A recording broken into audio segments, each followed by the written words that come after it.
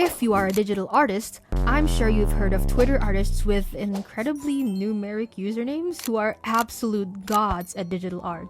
There have been numerous art style studies of artists like them by other creators, especially on YouTube. One of my favorites, TBPO, and many more. And justifiably so, because today I want to introduce you to Lulu, or better known as lulu8930430, who doesn't really need an introduction if you are part of the game fan art community. Her artworks are very distinguishable from a first glance, and I think that's just an amazing feat as an artist to be recognized like that. With her painterly flair and distinct compositional narrative push, I'm always so in awe of these artworks that I just had to do a study and try my own hand at the Lulu digital art style. So, I will be sharing that process and analysis with you throughout this video. You can feel free to try it yourself as we face this challenge together. So, without further ado, on with the video.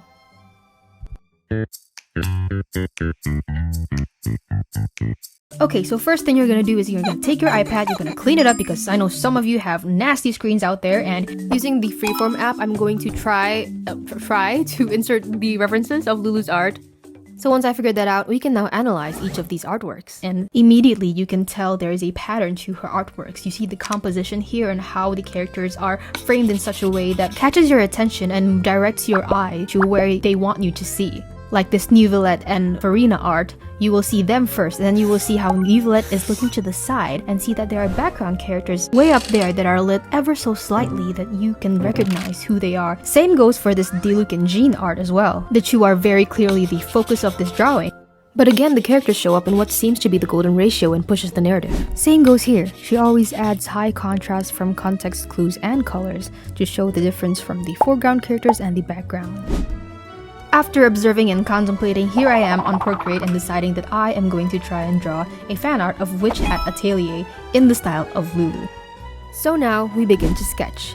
My main idea is that I wanted Coco and Kiefer in the center of it all as the main characters of this artwork.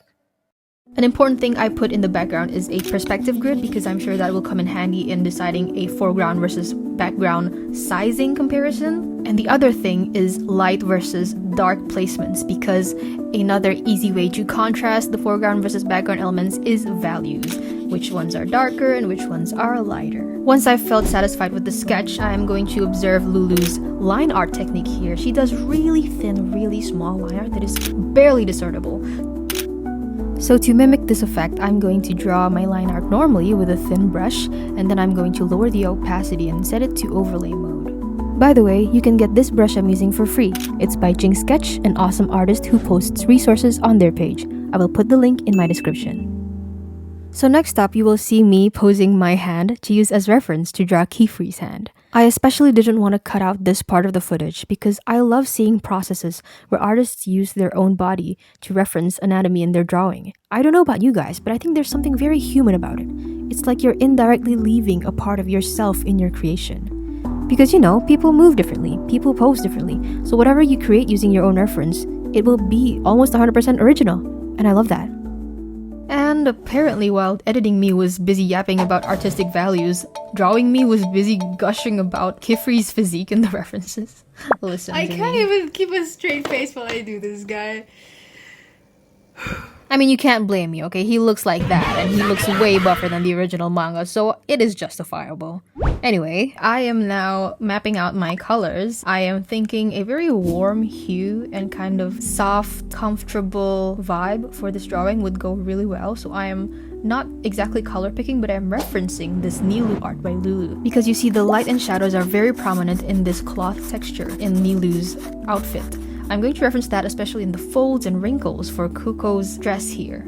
So once I laid down a flat, basic cream color for Coco's dress, I'm going to color pick the shadow in something that is darker in value but colder in hue.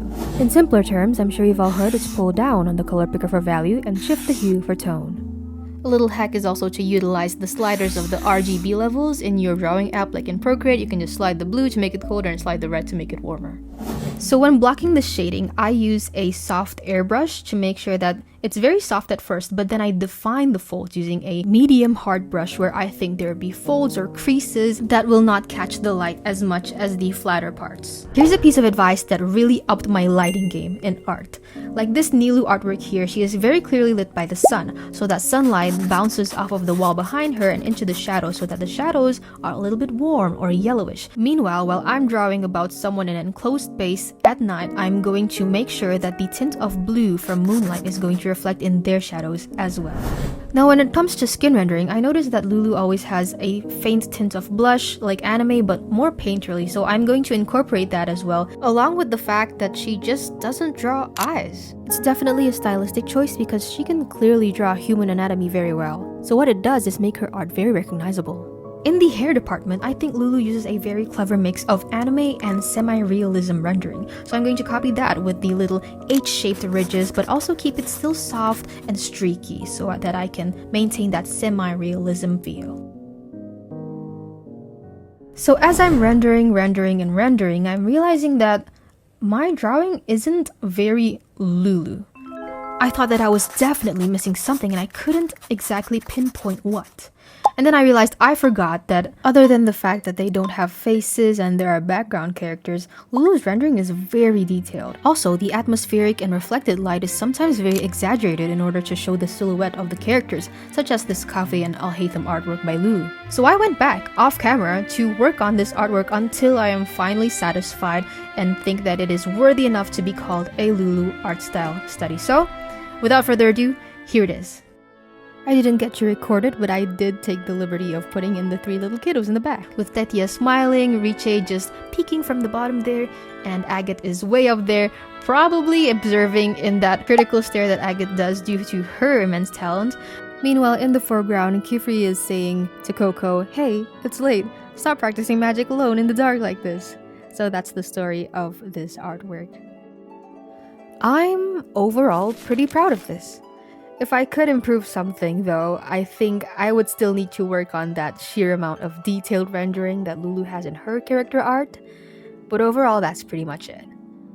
I chose to draw Witch Hat Atelier partly because the anime is ongoing right now, but I also remember reading all the way back in 2022 and being absolutely enamored by the concept of a series involving the process of creation as their power system. So yeah, thank you for watching, guys. If you guys also enjoy Witch Hat Atelier, anime, digital art, or fandom culture in general, be sure to follow me. I'm currently working on an OC comic series as well, and it'd be so fun to connect anywhere on my socials when we discuss art or related topics. So thank you for watching and see you in the next one.